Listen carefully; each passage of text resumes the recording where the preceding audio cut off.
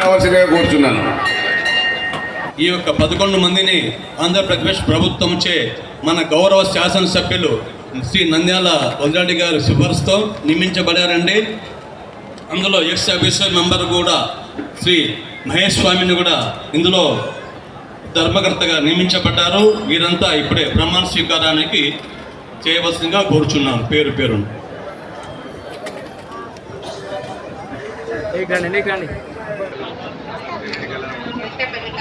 కడప జిల్లా పొద్దుటూరు మండలం మరియు టౌన్లో వెలిసి ఉన్న శ్రీ అగస్త్యేశ్వర స్వామి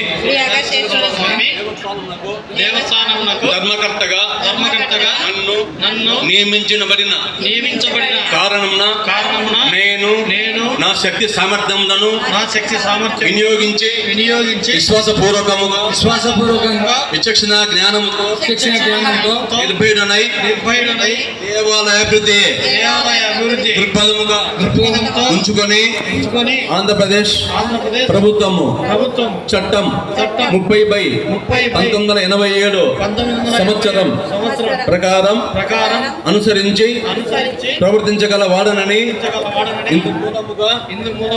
దైవ సాక్షిగా ప్రమాణం చేయుచున్నాను.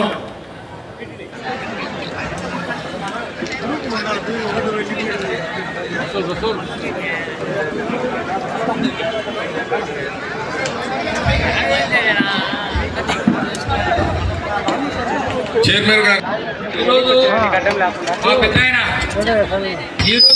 ఆయన నా మీద ఈ నమ్మకం పెట్టినందుకు ఎంతో ధన్యవాదాలు తెలుపుకుంటున్నాను. ప్రమాణ స్వీకారం వచ్చిన ప్రతి ఒక్కరికి పేరు పేరున నా ధన్యవాదాలు తెలియజేసుకుంటున్నాను. ప్రతి ఒక్కరూ ఈరోజు మీరు భోంచేసి పోవాల్సిందిగా కోరుచున్నాను. ప్రతి ఒక్కరిని మీరు ఆలోచించకుండా ఎవరే కానీ దేవుడి ప్రసాదం అనుకొని మీరు ఎవరు పోకుండా అందరూ భోంచేసి పోవాల్సి కోరుచున్నాము. మా కమిటీ సభ్యులము మేము ఎలాంటి ఇబ్బంది లేకుండా మా పెద్ద చెప్పిన మాట ఉమ్ము పోకుండా పని నెరవేరుస్తానని మీ అందరి ముందు ప్రమాణ ప్రకారం చెప్తున్నాను.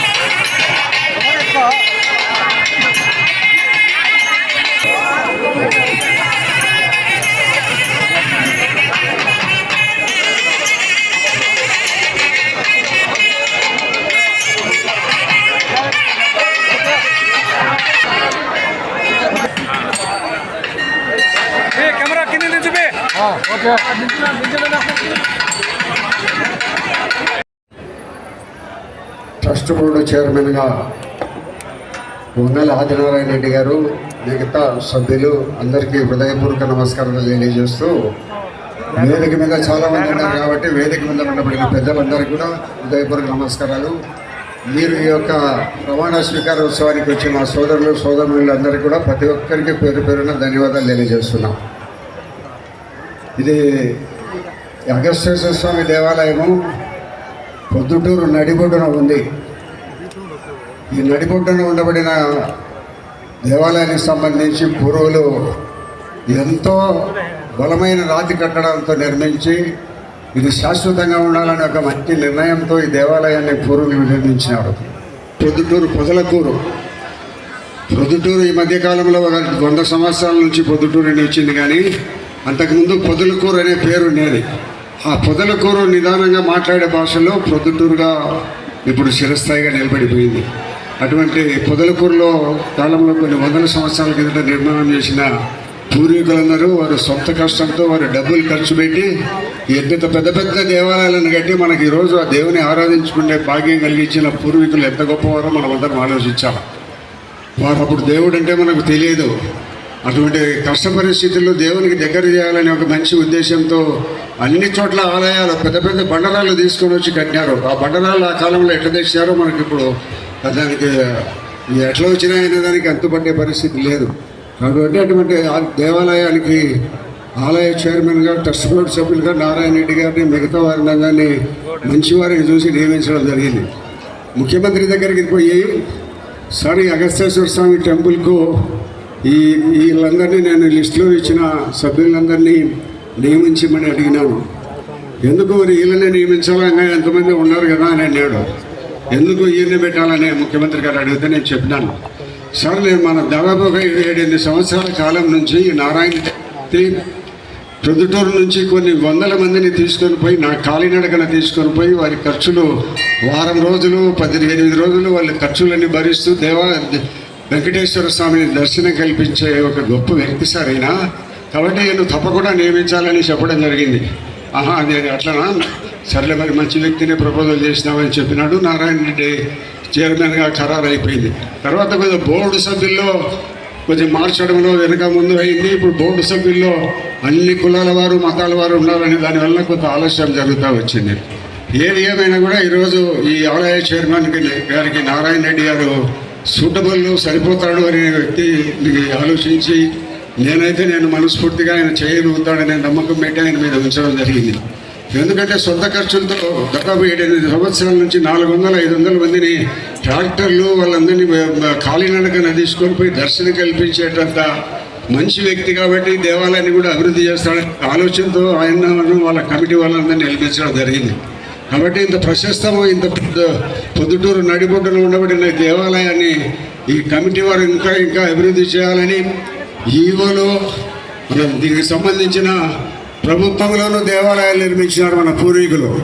కొన్ని వందల సంవత్సరాల కిందట దేవాలయాలు నిర్మించి ఆ దేవాలయాలు కానీ మసీదులు కానీ చర్చిలు కానీ కట్టి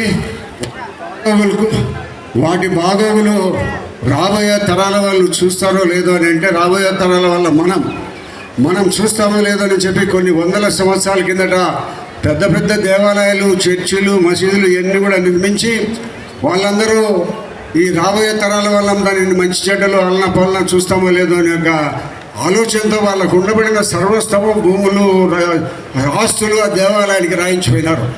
ఎందుకు రాయించినారంటే భూముల ఆస్తులు ఈ ఆస్తులతోనో భూములతోనో వచ్చే రాబడితోనైనా కూడా ఈ దేవాలయాలు రాబోయే కాలంలో బాగా జరుగుతాయనే ఆలోచనతో వాళ్ళందరూ వాళ్ళ ఆస్తులన్నీ రాయించిపోయినారు.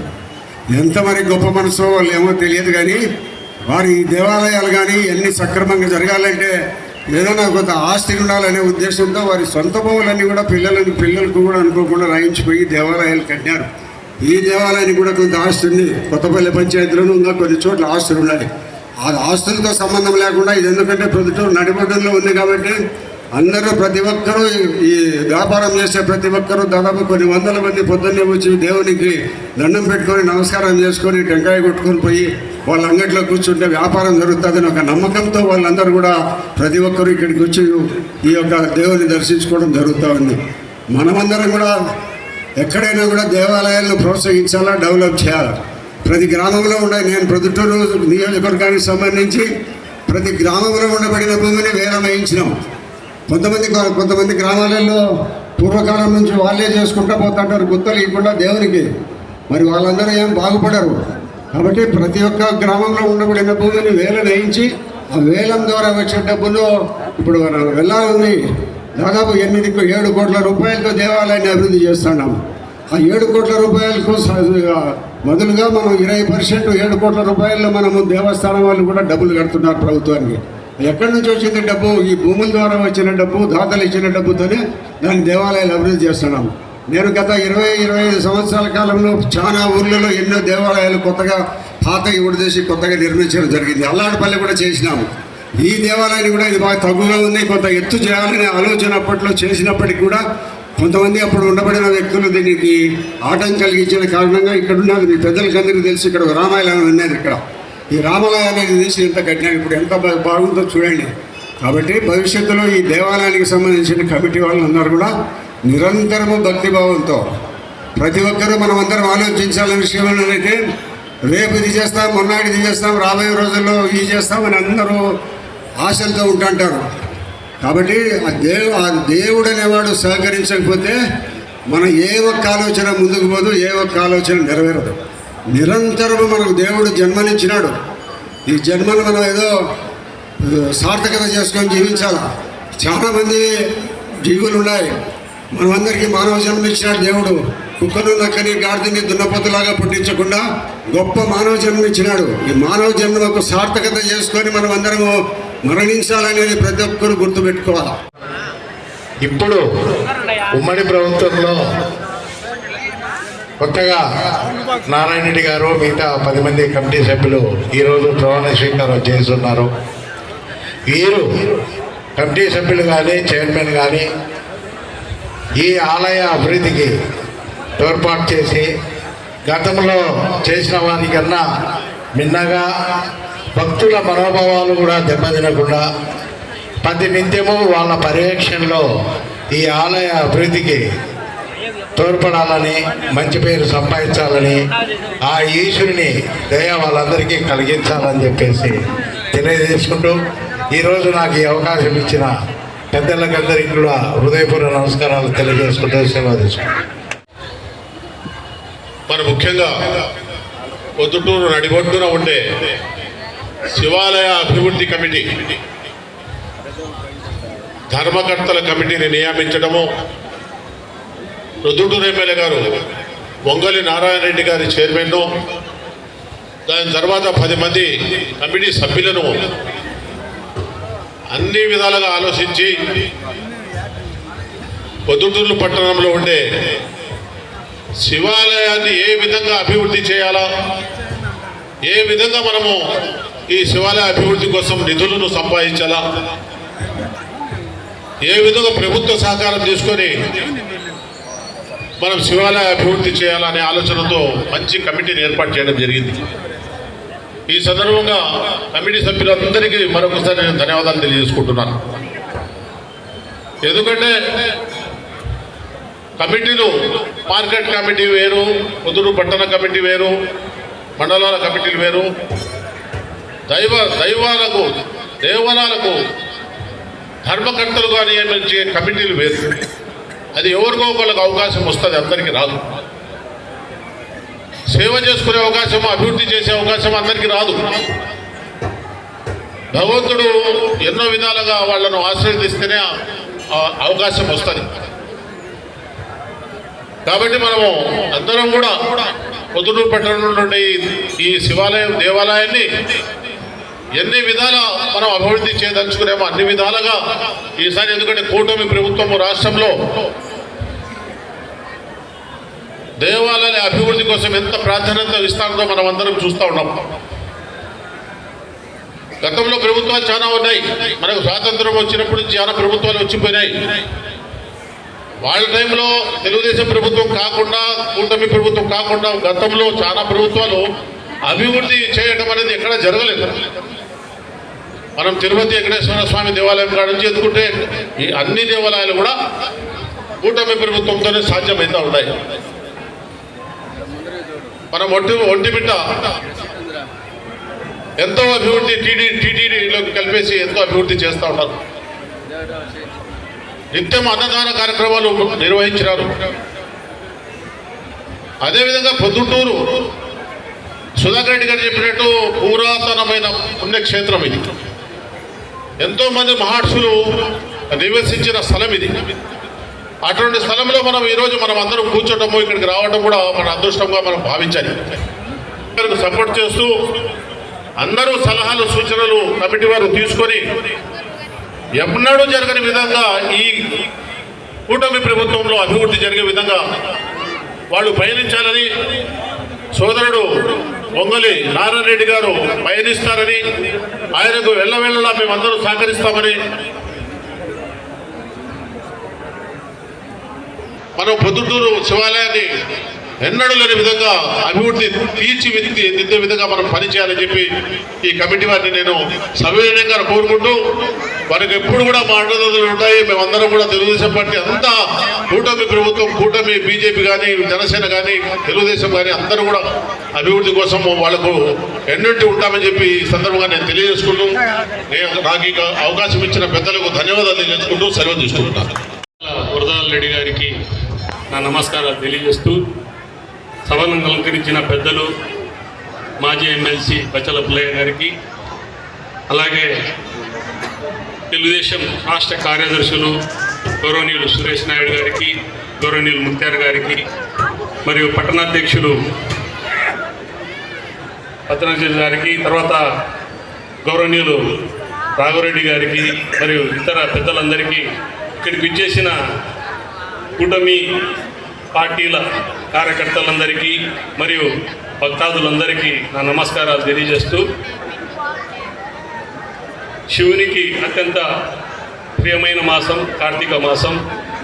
అటువంటి కార్తీక మాసంలో మరి ముఖ్యంగా పవిత్రమైన కార్తీక సోమవారం నాడు మా మిత్రులు శ్రేయవిలాసులు పొంగల్ నారాయణ రెడ్డి గారు అగస్తేశ్వర స్వామి ఆలయ చైర్మన్గా మరియు వారి కమిటీ సభ్యులందరూ 7 ప్రమాణ స్వీకార స్వామికి చేసినందున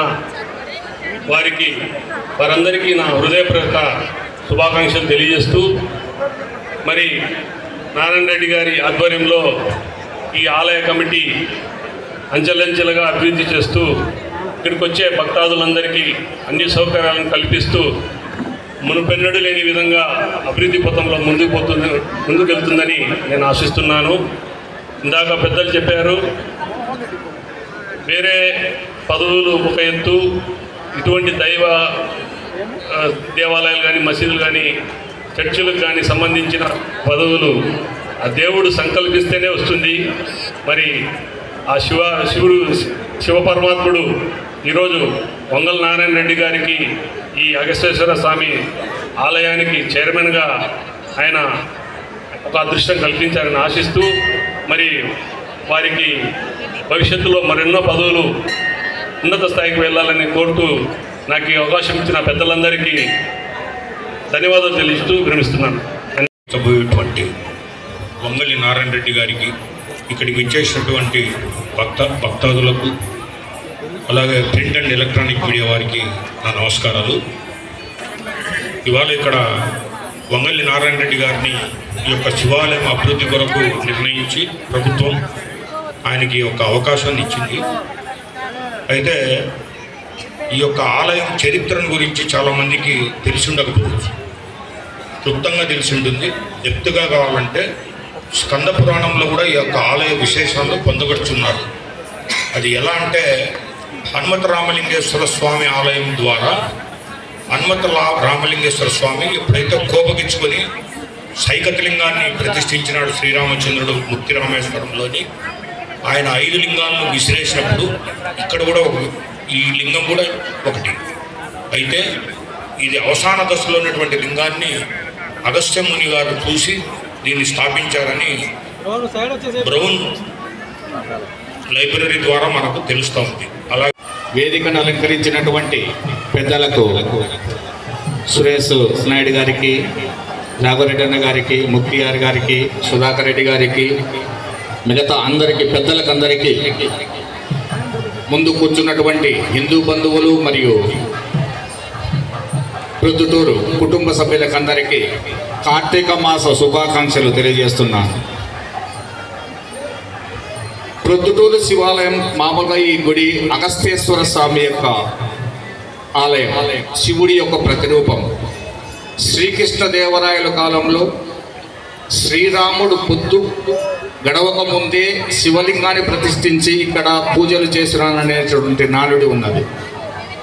అటువంటి పవిత్రమైనటువంటి శివాలయానికి చైర్మన్గా వ్యవహరిస్తూ మరియు ఆ పాలక వర్గాన్ని అందరినీ అభినందిస్తూ, ఇంతకు ముందు ఏం జరిగింది ఏమనేది తర్వాత విషయం, ఇంక ముందు ఎంత ముందుకు తీసుకొని పోతున్నారనేది మనం కొంచెం జాగ్రత్తగా ఉండాలి. ఎందుకంటే ఇప్పుడు మన ఎమ్మెల్యే వరదరాజ రెడ్డి గారు కావచ్చు, రాష్ట్ర నాయకుడైనటువంటి చంద్రబాబు నాయుడు గారు కావచ్చు, ఏదైతే చట్టసభలలో 33% రిజర్వేషన్ మహిళలకు పొందుపరిచిన నేపథ్యంలో ఇప్పుడు ఆలయ కమిటీలో కూడా దాదాపుగా 50% మహిళలకు చోటు కల్పించినందుకు ఆయనకు, దానిపైనటువంటి నాయకులకందరికీ కృతజ్ఞతలు తెలియజేసుకుంటున్నాను. ఎందుకంటే మాతృమూత్రులు ఎక్కడైతే ఆలయాల్లో ప్రవేశిస్తే ఖచ్చితంగా దాని ప్రాశస్త్యంగా కొంచెం పెరుగుతుంది. వాళ్ళకున్న దైవభక్తితో ఇంకా కొంచెం ముందుకు తీసుకొని పోగలరనే ఆకాంక్షతో మన పెద్దలు వరదరాజిరెడ్డి గారు ఆకాంక్షించారు. అంతేకాకుండా ఈ మధ్య కాలంలోనే ప్రధానమంత్రి మోడీ గారు శ్రీశైల పుణ్యక్షేత్రానికి వచ్చి అక్కడ బ్రహ్మరామ శ్రీ మల్లికార్జున స్వామి వారిని దర్శించుకొని మన రాష్ట్రంలో ఉన్నటువంటి అంటే 2వ అతి పెద్ద ఆలయం అనేటువంటి శ్రీశైల పుణ్యక్షేత్రాన్ని సందర్శించి అక్కడి నుంచి మనకు చాలా వరకు వరాల జల్లును ప్రకటించారు. అంటే కూటమి ప్రభుత్వము ఏ విధంగా మన సంస్కృతి సాంప్రదాయాలకు విలువ ఇస్తుంది.